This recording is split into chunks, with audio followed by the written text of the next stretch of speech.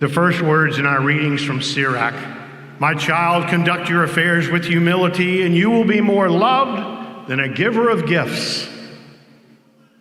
Put simply, humility makes room for love. Sisters and brothers, this is an image of God and a call to each of us this morning. Parishioners, parents, children, all who are gathered here today. Redemptorist priest and moral theologian Bernard Herring, in his wonderful little book, The Virtues of an Authentic Life, tells us that for Friedrich Nietzsche, like our postmodern culture, humility was no virtue at all. For Nietzsche, humility was to celebrate weakness, and for that he hated Christian values. But for Father Herring, he goes on to say, humility is anything but weakness. Instead, it is the manner in which God relates to us, bending low from his divinity to love us in our humanity. Parents, that image of bending low to your child to love them at their level. Humility is the bridge by which God crosses from infinite power and being to we who have no power to exist on our own without his love. It is by humility that God sweeps us up into the ark of his love. This is very much the message for us today. Humility makes room for love. It is good for us to think along the lines of St. Thomas Aquinas in our Catholic intellectual and moral tradition. Virtues are stable dispositions. They're habits of goodness that we make part of our character through their frequent use. Further, we are told that virtues, true virtues, lie in the middle between two extremes. For humility, the extreme of excess is vainglory, and the extreme of defect is that of abject humiliation, finding nothing good in ourselves. These are the extremes of I am all that and I am nothing. Each of us here today could be tempted to one of those extremes, and yet we're called to the center. Humility, though, is this virtue of the proper perspective, of knowing the infinite distance between creature and creator, seeing our own selfishness, sin, vice, our dented, broken, bruised reality and relationships for what they are. Humility reminds us of our place, not as a punishment, but because humility creates the space out of which we may be loved and love. Humility tells us that we are indeed not all that, but that indeed we are worth so much more than the nothing from which we came. Humility allows us in our vulnerability to be loved by the God of infinite love. After all, the psalmist says, you have made us little less than the gods. At the same time, humility, our self-awareness, allows us to be amazed at God's goodness. A God who would leave the bliss of Trinitarian life to take human flesh out of a desire to love and save us. We can rejoice that God was willing to become human, true God, true man, in order to die, infinite power fixed to a cross, out of love for we who are nothing without his love. We live in a culture, sisters and brothers, that for men and women, for both, it values a kind of machismo, that strong character of the self-made, the self-caring, the self-promoting, and in many ways, the self-serving. Who will move us to the top if not ourselves?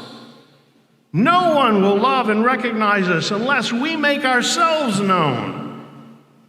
It is good for us to remember that the sin of Adam and Eve was that of the strength of their pride. The cost of it was their humiliation. In today's gospel, sisters and brothers, Jesus uses the image of a Sabbath meal to call us to an upside-down way of life. Recall that the ritual of the Sabbath is not taking place in the synagogue, but in a home. For us, the Sabbath meal that Jesus calls us to is here. And more, this meal is to be the model of the eternal banquet. To understand what Jesus is saying to us, it helps us to recall the manner of dining at a triclinium. There's a word for us to take home today, a triclinium. A triclinium was the Roman custom of putting a U-shaped seating for a dinner, where our arms and our heads, our shoulders were facing in, the food was served to us on a ledge, and we would prop ourselves on the left arm in order to eat with our right. And the place of honor for the host was on the right-hand side. Opposite him on the left-hand side, on the centerpiece, was where the other guests would be. So the two heads were touching. The two heads were face to face. There was an intimacy between the host and the honored guest. So when Jesus is saying to us about the honored guest, he's saying to us something about the intimacy that we can have with God. The position of the host. Jesus is saying to us, don't claim the opportunity to be face to face. Don't claim or clamor.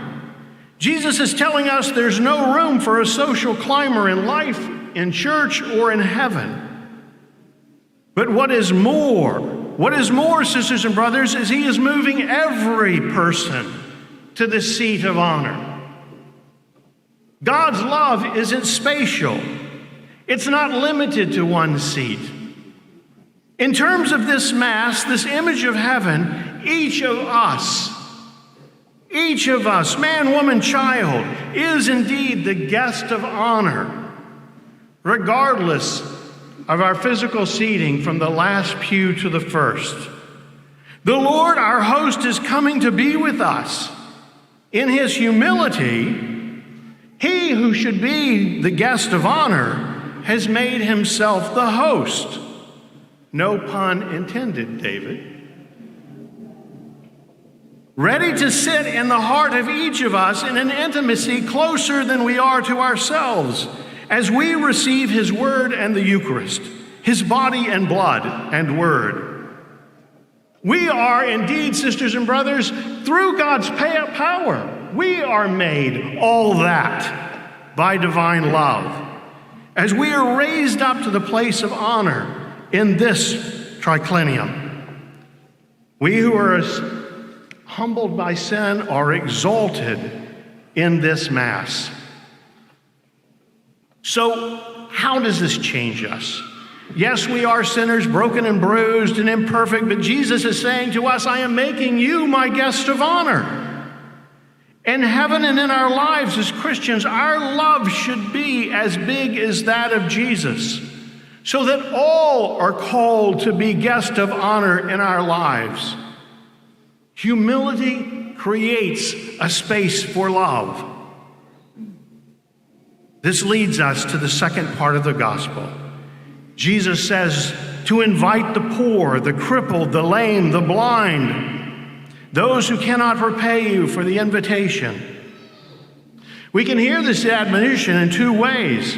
First, in our own poverty of spirit, the absence of joy and the want of love, our being crippled, the inability to function because of past hurts and guilts and grudges, our being lame, stuck in place by our own bias and prejudice, our blindness and the inability to see the goodness of others, the goodness of our lives, the goodness of creation. Jesus is saying to us, come to the banquet. We are to come ourselves as the poor, crippled, lame, and blind. And there we will find his healing presence as he raises us to the seat of honor. At the same time, we sang at the beginning of this Mass, all are welcome to this place. So Jesus is inviting us to look around and to let us make our parish truly a place where the Sunday liturgy and the daily Mass, where the school Masses, where all times that we worship, we welcome those who live in poverty, the crippled, the lame, the blind, those who are strangers, those who are not like us, those who are misfits, and those who do not seem to fit. For ourselves and for all who come here hurting and longing and seeking, each week as we prepare to be the guest of honor at this celebration, we are to offer our seat and say here, truly, all are welcome. For sisters and brothers, humility makes room for love.